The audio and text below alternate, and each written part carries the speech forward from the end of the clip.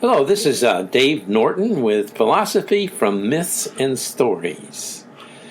Today we're talking about myths and stories of creation. My understanding of myths and stories is that myths are stories that contain truths but are a creation of the imagination of its author. They're easily passed on from one person to the next and one generation to the next.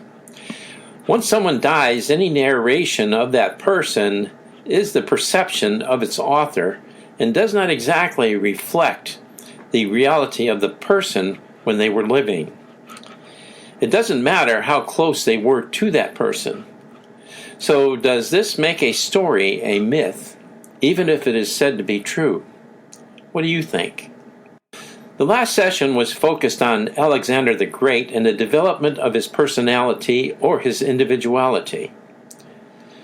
This week we are looking at creation stories that invoke the passion of their believers.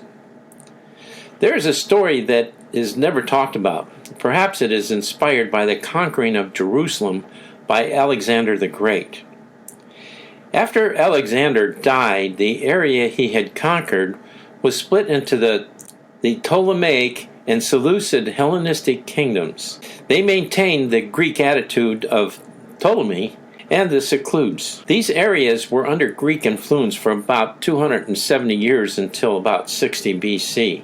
When I heard this, the first thing that came to mind is that this happened only about 55 years before the birth of Christ. Without a doubt for me, this meant that a heavy Greek influence had to exist when Jesus was born and throughout his adult life. This would also include his disciples as well.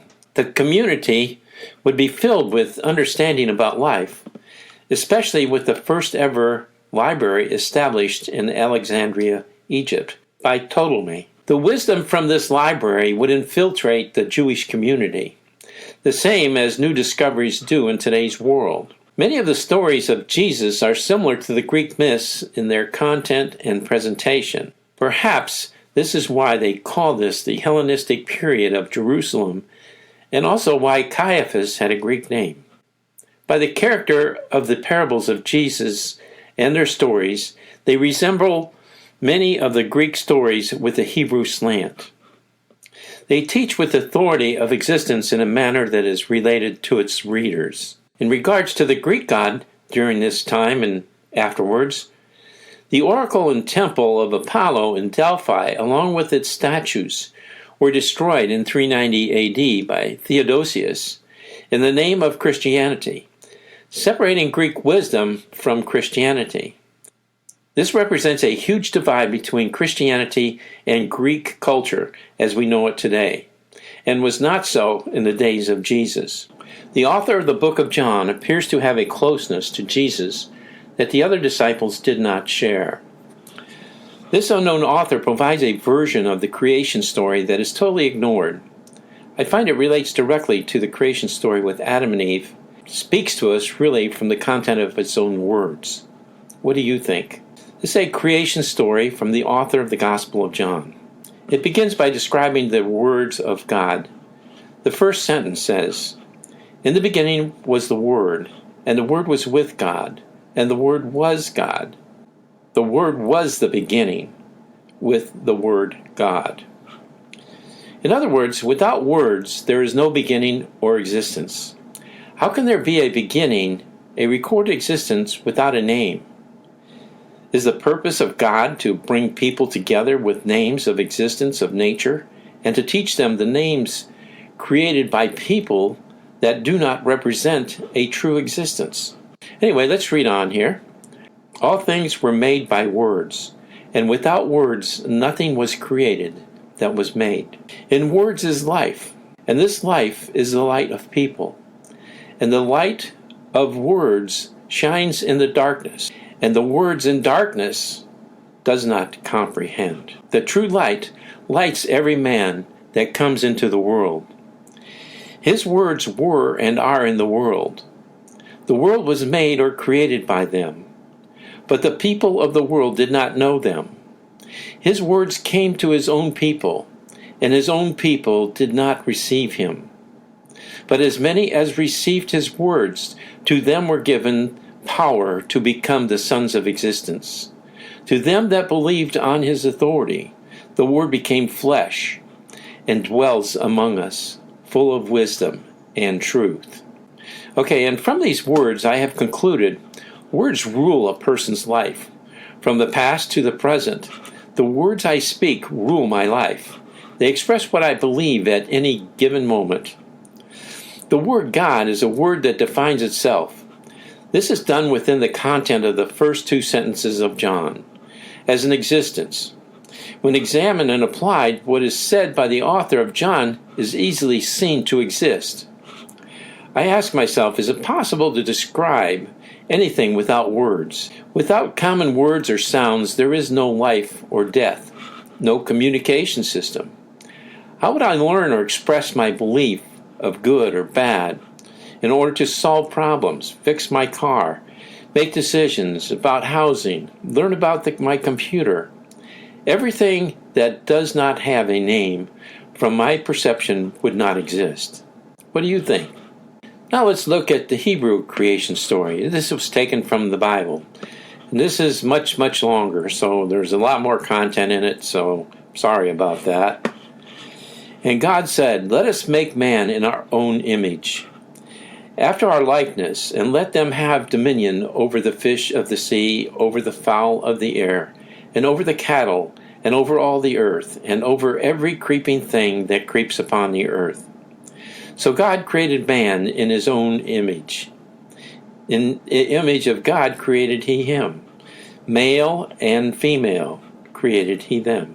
God formed all wild animals and all birds in the sky from the ground. He brought them to Adam to see what he would name them. And whatever Adam called each living creature, that was its name. Adam gave names to the cattle and to the fowl of the air, and every beast of the field.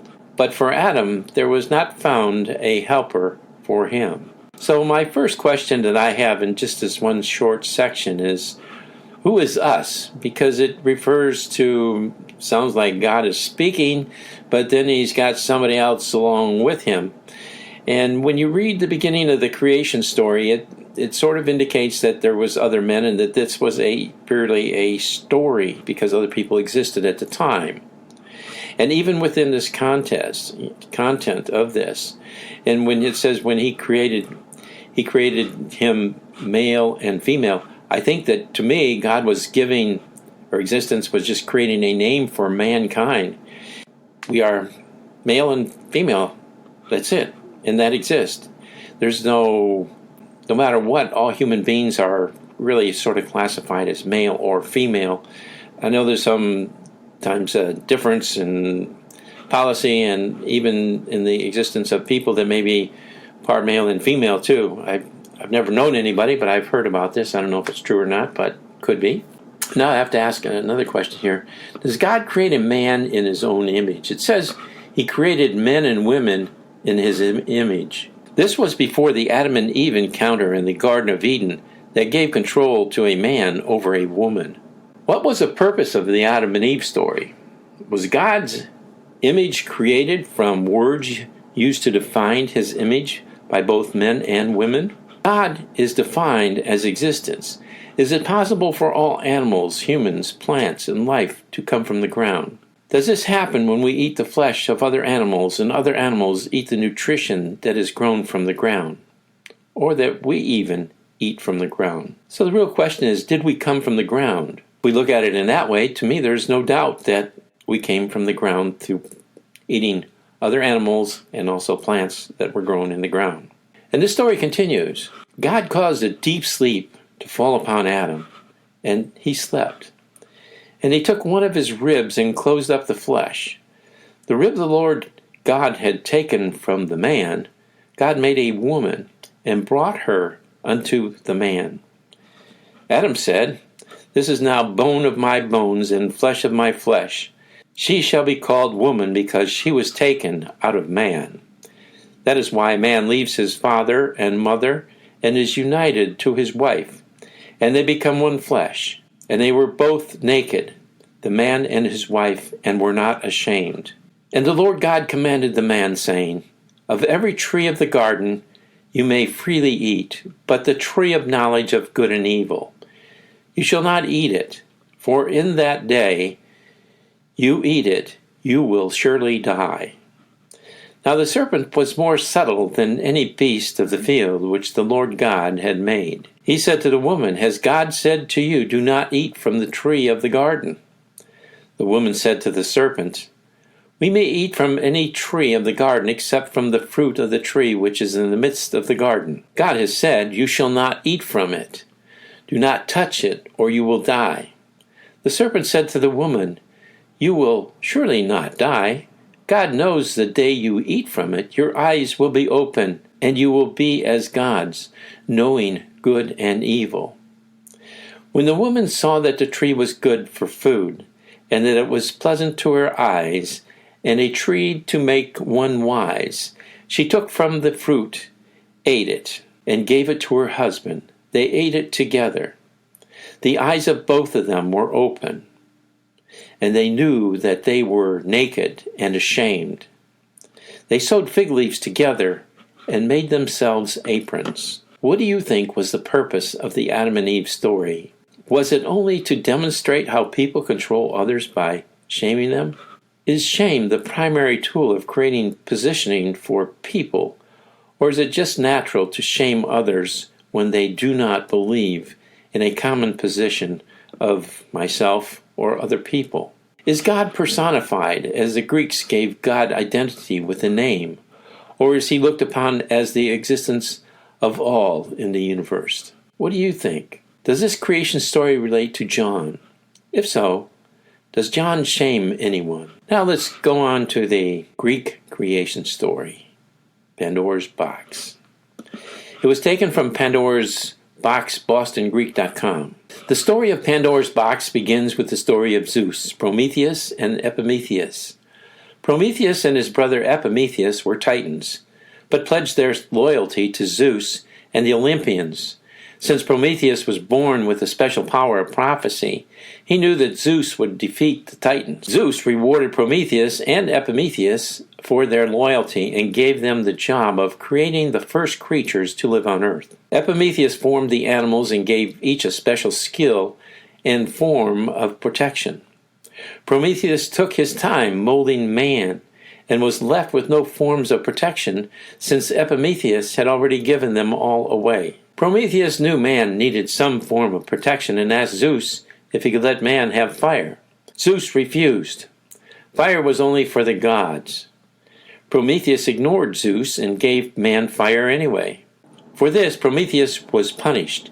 Zeus tied him with chains to a rock far away in the Caucasus Mountains, where nobody would find him. Every day Zeus sent an eagle to feast upon the liver of Prometheus, which grew back every day so that Prometheus would have to endure this torture daily until Hercules found and killed the eagle and let Prometheus go. The torture wasn't enough of a punishment for Zeus, who also believed that humans should be punished for accepting the gift of fire from Prometheus. To punish man, Zeus created a woman named Pandora. She was molded to look like the beautiful goddess Aphrodite. She received the gifts of wisdom, beauty, kindness, peace, generosity, and health from the gods. Zeus brought her to Earth to be Epimetheus' wife. Even though Epimetheus' brother Prometheus had warned him Zeus's trickery and told him not to accept gifts from the gods, Epimetheus was taken with her beauty and wanted to marry her anyway. As a wedding present, Zeus gave Pandora a box. In ancient Greece, this was called a jar, but warned her never to open it. Pandora, who was created to be curious, couldn't stay away from the box, and the urge to open the box overcame her. Horrible things flew out of the box, including greed, envy, hatred, pain, disease, hunger, poverty, war, and death. All of life's miseries had been let out into the world. Pandora slammed the lid of the box back down. The last thing remaining inside of the box was hope. However, since humans have been able to hold on to this hope in order to survive the wickedness that was let out of Pandora's box, Pandora's box now means anything that is best left untouched, for fear of what might come out of it. We do this all the time in our conversations when we don't respond with our true feelings to others with the anticipation that they may not agree with us. So what do you think? Does this Greek creation story relate to John and the Hebrew story at all? If so, how? First of all, I find that they personify God with names and identify the names with a function or characteristic that was not done in the two other stories, in the Hebrew story or the Christian story. They deal with real issues of life, such as fire. Fire was used to defend themselves. As mentioned before, it's used in the primary thing to have on the TV program Survivor, when people are left to fend for themselves. Fire is a form of protection in many ways. They also gave skills to all animals. When the words have clear definition, it is much more difficult to politically change the values of the words. And that is so in the Greek mythology. Even though they are a myth, they use words to take and describe an existence. And you really can't alter that existence because of the fact that it loses the value to the story. If you look at the story of Pandora's box, it's been handed down for many millennia, actually, over thousands and thousands of years. Next I have, is it better to personify and make God into a person, as the Greeks did, rather than to allow each to create their own identity of God as a monolithic God? What way do you think would create more uniformity? The way the Greeks did it, or the way the Hebrews did it, or first chapter of the book of John? I ask myself, is there any connection of these stories to my life and the problems I face on a daily basis? For these three different stories, I find that problem solving takes on three different solutions, and each synchronizes with problems in day-to-day life. Let us examine first the gospel creation story. How does God exist without a name? The word God defines an existence as do all words. All things were made with words, and without words nothing was created. Without a name or anything, it does not exist. As I learn words, they come to life in my life. If I don't understand or don't know the definition of a word, but I may know the word, I know the word, but it doesn't really live in my life until I understand the true definition and its true relationship to my life. That's how I would say that this story here helps me. It causes me to look at words and look at them in a different way. It causes me to take and search the true definition of words that are being presented to me on a daily basis. It helps me to understand what the people are conveying to me as well as what I am saying to them. Now let's examine the problem. And it says, life is the light of people, and the light of words shines in the darkness, and the words of darkness does not comprehend. Darkness in my life is created by my own ignorance, when I believe something that is true but is not. Only by a willingness to ask questions or through experiences of life is it possible to see the reality of my own existing ignorance. When a person is freed from a position of ignorance to one of realization, do you believe a new spirit of freedom will enter into that person's life? For me, it is a high unlike I have ever experienced. All of a sudden the light comes on, and like being in a dark room, and all of a sudden I can see what's around me in the room in regards to a particular word, a particular experience, a particular issue in life. And I think we all experience this in one way or another in learning. It's a learning process that happens to all of us. Okay, let's now move on to the Hebrew creation story. It says that God brought them to Adam to see what he would name them. And whatever Adam called each living creature, that was his name. Once again, no name, no existence. In the beginning, people had to have common belief in a name or noise to produce the recognition of different forms of matter in order to be able to communicate it from one to another. And then it says, and the Lord God commanded the man, saying, of every tree of the garden you may freely eat, but the tree of knowledge of good and evil, you shall not eat it. For in that day that you eat it, you will surely die. God said, you will not eat from it. Do not touch it, or you will die. The serpent said to the woman, you will surely not die. God knows that in the day that you eat from it, your eyes will be opened, and you will be as gods, knowing good and evil. I ask myself, what is the problem with looking at things that are good or bad? My answer is that evil is thinking or believing that I have all of the answers to life, then subconsciously classifying them as good or bad. By choosing this forbidden fruit, I have taken on a position as to what is right for me. The position of good and bad only allows for these two choices. So I have to defend myself, being on one side of the issue or the other.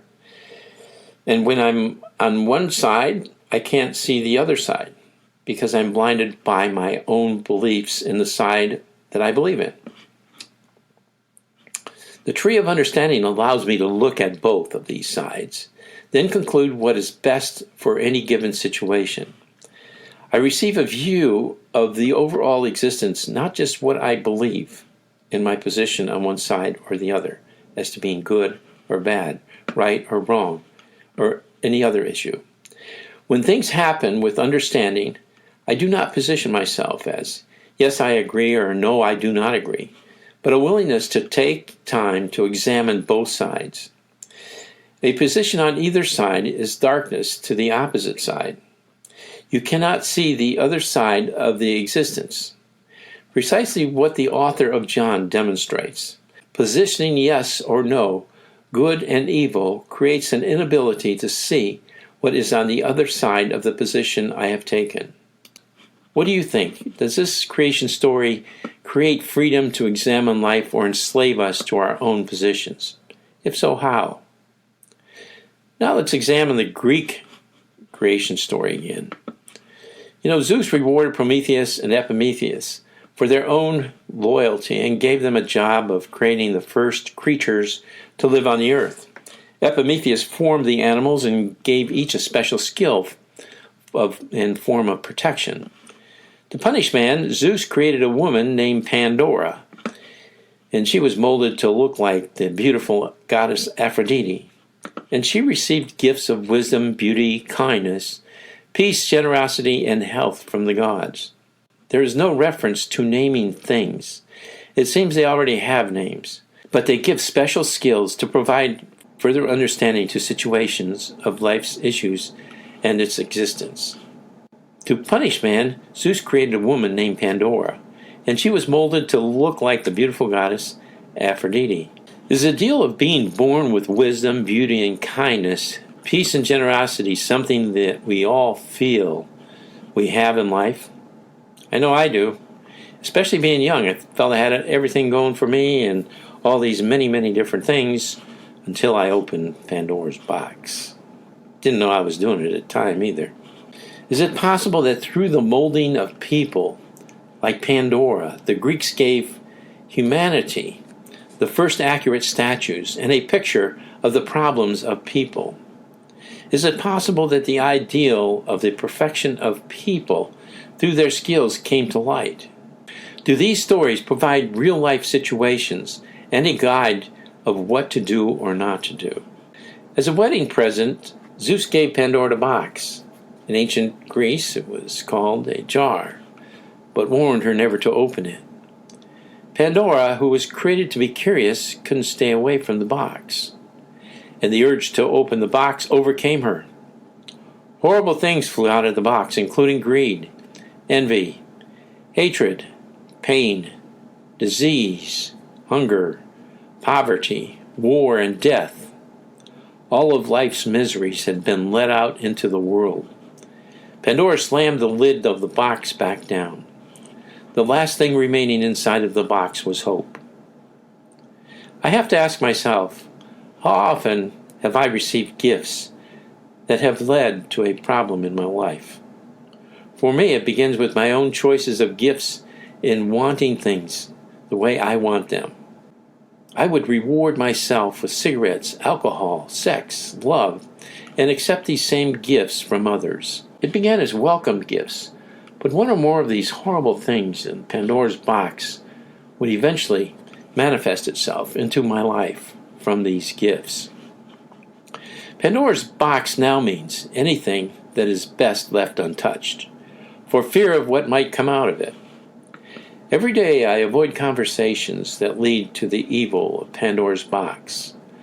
Nothing is ever gained by being in a position of the words that came out from the jar. I now see Pandora's box lives in my life daily. It happens with fear when, as an Uber driver, and I have a rider, I ask questions to my riders to make them feel comfortable while transporting them to their destination. This is also a learning experience for myself, but many questions are limited when I receive answers that are positioned. I do not open Pandora's box. Taking a position in opposition creates bad things, but my own stories provides another view without a position that is normally acceptable. Subconsciously, this is something I do and see others do as well. Why create a fight and create an enemy? Friendly questions and stories solve problems. The Greeks were very good at this. What do you think? How much does this hinder the freedoms of each of us when we are fearful to examine what appears to be evil? The Greek stories contain information regarding the actions of each of their characters, reflecting their name. They become defined by the story. This happens in Hebrew stories as well, but the meaning of the Hebrew stories will change to meet the current desire or position of its new author. It is more difficult to change a Greek myth if that myth is acknowledged as a myth.